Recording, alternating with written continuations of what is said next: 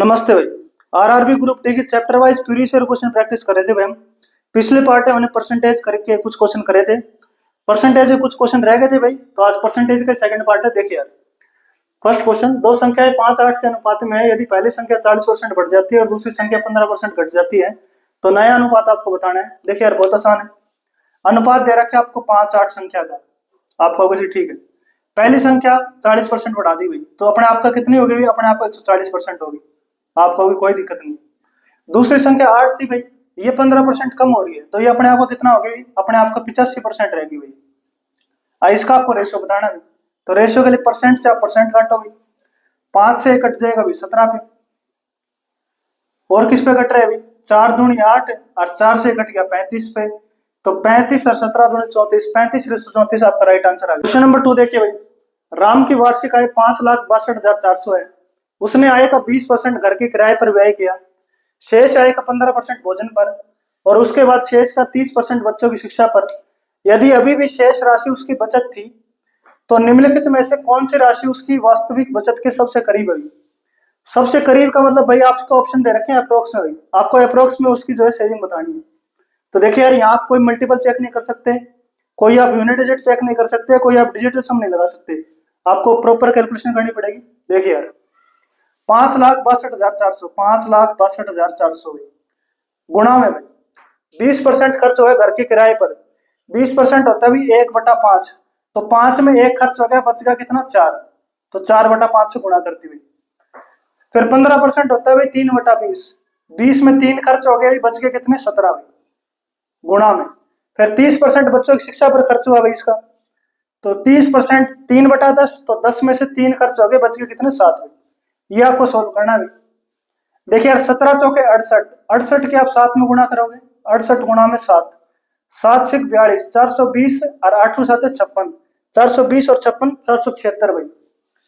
तो 5,62,400 गुणा में 476, 20 5 100, 100 की 10 में गुणा 1000 भाई, बटे में 1000।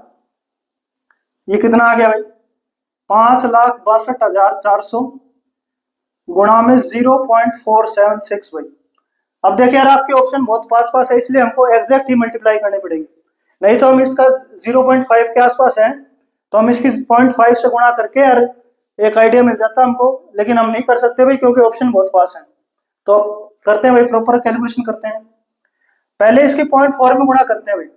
0.4 में गुणा करते हैं तो डेसिमल के बाद एक अंक है तो एक जीरो कट जाएगी भाई। 56 24 का 4 गुणा करो भाई, 56 का डबल भाई 112, 112 का डबल 224, 24 का 4 गुणा 96, तो 224, 224 96 और ये 1 0 भाई। हमने इसका 0.4 निकाल लिया भाई, 0.4 हमने निकाल लिया भाई। अब हमको निकालना है 0.07 भाई, 0.07 भाई। 0.07 के लिए भाई डेसिमल से 2 जीरो कट जाएंगे, इसके 7 से गुणा करो भाई, तो 7 चौके 28 भाई, 7 दूनी 14 तो 16, 6 यहाँ पर एक कैरी भाई, 7 6 42, 1 43, 3 यहाँ पर 4 कैरी भाई, 7 5 35 और 4 39 भाई। तो 0.4 निकाल लिया भाई, 0.07 निकाल लिया। अब निकालना है 0.006 भाई, 0.006 भाई। देखिए यार, 0.006 के लिए 3 से पहले डेसिमल लग जाएगा और 6 से गुणा करनी पड़ेगी। तो इसकी गुणा करनी पड़ेगी हमको किससे? 6 गुणा में 562.4 करना पड़ेगा। 6 चौके 24 भाई, 6 चौके 24, 4 यहाँ पर 2 कैरी भाई, 6 दूनी 12, 12 और 2 14, 4 यहाँ पर भाई 1 कैरी भाई, 6 6 36, 36 और 1 37, 7 यहाँ पर भाई 3 कैरी भाई, 6 5 30, 30 और 3 33 भाई। इसको जोड़ दे भाई और देखते हैं क्या आता है। 0.4, 8 4 12 भाई, 6 6 12, 1 13, 7 20, 0 यहाँ पर भाई, 2 ऊपर, 9 2 11, 11 और 6 17 भाई, 7 यहाँ पर, 1 ऊपर भाई, 9 10 14, 14 और 3 17, 7 यहाँ पर, 1 कैरी, 22 3 22 3 25, 1 26 भाई। तो 26,777, 2.4 आपका राइट आंसर आया भाई। तो सबसे नियरली ये है भाई। देखिए यार, इक्का दुक्का क्वेश्चन ऐसे भी आते हैं जहां पर आपका कोई बस नहीं चलता, वहां पर आपको प्रॉपर कैलकुलेशन करनी ही पड़ेगी। तो क्वेश्चन नंबर 3 देखो भाई, सुधा की ब्याह उसकी बचत से 12.5%, 125% अधिक है। यदि उसकी व्यय में 6% की कमी होती है और बचत में 26.5% की वृद्धि, तो उसकी आय में कितने प्रतिशत की वृद्धि होगी भाई? सुधा की व्यय भाई, व्यय मतलब होता है एक्सपेंस भाई, एक्सपेंडिचर, एक्सपेंडिचर। बचत से, बचत क्या होता है भाई? सेविंग भाई। सेविंग अगर 100 है तो 100 का 125% भाई 125, 125 ज्यादा है मतलब 225 भाई। ये सेविंग होगी, ये एक्सपेंडिचर हो गया भाई। तो इनकम कितनी होगी भाई? इनकम या कह लो या सैलरी कह लो भाई, तो 225 और 100 325 भाई।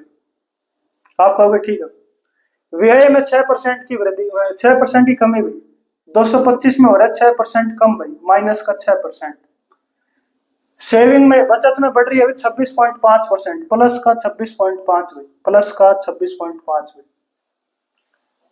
प्लस का 26.5% भाई। तो 100 का 26.5 भाई, प्लस का 26.5 ही आ गए। तो 225 का 6% करोगे तो भाई 225 के 6 में गुणा करो भाई, तो 1200 और 25 से 150, तो 1350 भाई। 1350 और 2 से पहले डेसिमल, तो 13.5, 13.5, 13.5 जो है 6% की कमी भाई, 13.5 कम हो गया एक्सपेंस में, और सेविंग में जो है 26.5 बढ़ गए। तो इनकम क्या होता है? Expenditure plus saving. तो इनकम में कितना चेंज आया भाई? 26 में से 13.5 गए भाई, 26.5 में 13.5, 13 का भाई, 13 का चेंज आया 325 के ऊपर। यही बताना है भाई इनकम कितनी बढ़ी है, तो 13 बढ़ी है 325 पे। 13 से इसको काटोगे, 13 दूनी 26, 13 5 65, तो 1/25, 4% बढ़ गई हुई इनकम। क्वेश्चन नंबर 4 भाई, एक गांव की जनसंख्या 10% प्रति वर्ष की दर से बढ़ती है। यदि 2 वर्ष पूर्व इसकी जनसंख्या 10,000 थी, तो वर्तमान जनसंख्या बतानी है। बहुत आसान है यार। 2 वर्ष पहले 10,000 थी भाई, हर साल 10% बढ़ती है, तो 10,000 का पहले साल होगी 11/10, अगले साल भी 11/10 भाई। तो 11 गुणा 11 121, और ये 2 जीरो काटती है, 121 का आगे 2 जीरो, ये आपका राइट आंसर भाई। क्वेश्चन नंबर 5 भाई, यदि किसी व्यक्ति का मासिक वेतन 28,000 रुपए है और महीने का खर्च उसके वेतन का 92% है, तो महीने के वेतन की शेष राशि बताइए भाई। 92% खर्च है भाई, तो शेष राशि कितनी है भाई? 8%। तो 28,000 का 8% आपको निकालना है। 28,000 का 8% भाई, परसेंट से 2 जीरो काटो भाई, 28 के 8 में गुणा, 8 दूनी 16, 160, और 8 8 64, 160 और 64, 224 का आगे 1 जीरो, ये आपका राइट आंसर भाई। क्वेश्चन नंबर 6 देखिए भाई, एक कस्बे की जनसंख्या 2,24,375 है। यदि इसे प्रति वर्ष 4% की दर से वृद्धि होती है, तो 2 वर्ष बाद इसकी जनसंख्या कितनी होगी, ये आपको बताना है भाई। देखिए यार, पहले साल 4% बढ़ेगी, अगले साल भी 4% बढ़ेगी, इनका सक्सेसिव कर दो भाई। 4 4 8, 400 के 16, 16/100 भाई, 16/100 0.16, 8 प्लस 0.16, 9.6 बढ़ानी है भाई। 9.6 बढ़ के कितनी हो जाएगी भाई? देखिए यार, 2,24,375। इसमें अगर भाई आप 10% बढ़ाते हो, तो 10% के लिए पीछे से 1 पॉइंट लग जाएगा भाई, 22437.5, 22437.5 भाई। इसको आप जोड़ो, 5 7 5 12, 7 3 10 11, 4 3 7, 4 2 6, 22 2 24, बढ़नी थी भाई 9.6, हमने बढ़ा दी 10। तो इसमें देखो यार, आप अप्रोक्सीमेशन कर सकते हो, क्योंकि इसमें जो ऑप्शन काफी दूर दूर है, ऑप्शन काफी दूर दूर है, तो अब हमने जो है 10 बढ़ा दी भाई, 10 बढ़ा दी, लेकिन बढ़ानी थी 9.6, तो इससे हल्का छोटा आपका आंसर आना चाहिए भाई। 246,712.5 से हल्का छोटा आपका आंसर आना चाहिए भाई। ये काफी छोटा है भाई, ये भी काफी छोटा है, ये भी काफी छोटा है, इसके सबसे नजदीक यही है भाई, ये आपका राइट आंसर। क्वेश्चन नंबर 7 देखो भाई, एक छात्र ने एक सत्र में 80/80 और दूसरे सत्र में 75/90 अंक प्राप्त किए। यदि सत्रों का प्रतिशत भार 40% और 60% है, तो उसका अंतिम स्कोर का प्रतिशत क्या होगा? देखिए यार, बहुत आसान क्वेश्चन है। 2 टर्म में भाई टेस्ट हुआ है, पहले टर्म की वेटेज अभी 40% और दूसरे टर्म की वेटेज अभी 60%। तो आपको ओवरऑल बताना है उसने कितना प्रतिशत स्कोर कराया है। तो पहले तो भाई 80/80 मतलब उसने 100% स्कोर कर दिया, लेकिन वेटेज कितनी है भाई? 40%। तो पहले टर्म के हिसाब से उसके हो गए 40%। दूसरा देखिए 75/90, 75 बटा कितना 90 कितना होता है? 15 5 75, 15 6 90, 5/6, 5/6 भाई। दूसरे में उसने कराया है 5/6 स्कोर, और लेकिन दूसरे की वेटेज कितनी है भाई? 60। तो 60 का 5/6 करोगे, 60 का 5/6, तो 6 पे 10 पे 10 5 50, 50 और 40 भाई 90% आपका राइट आंसर हुई। क्वेश्चन नंबर 8 देखिए भाई, ए का वेतन बी के वेतन से 20% कम है। बी का वेतन ए से कितना अधिक है ये आपको बताना है भाई। ए और बी दे रखे हैं भाई। बी का वेतन 20% कम है भाई ए से। ए का वेतन बी के वेतन से 20% कम है। 20% होता है भाई 1/5, तो 5 से 1 कम, ए का वेतन है भाई 4। बी का वेतन ए से कितना अधिक है ये आपको बताना भी। बी का वेतन ए से बताना आपको कितना अधिक है, तो 5 4 से कितना अधिक है भाई, 1 अधिक है, तो 1/4 25% आपका राइट आंसर। क्वेश्चन नंबर 9 करो भाई। राम के वेतन में 12% की वृद्धि होती है और फिर 8% की कमी होती है, उसके वेतन में कुल प्रतिशत परिवर्तन ज्ञात करना है भाई। देखिए यार लगातार प्रोसेस हो रहा है तो आप सक्सेसिव करो इनका।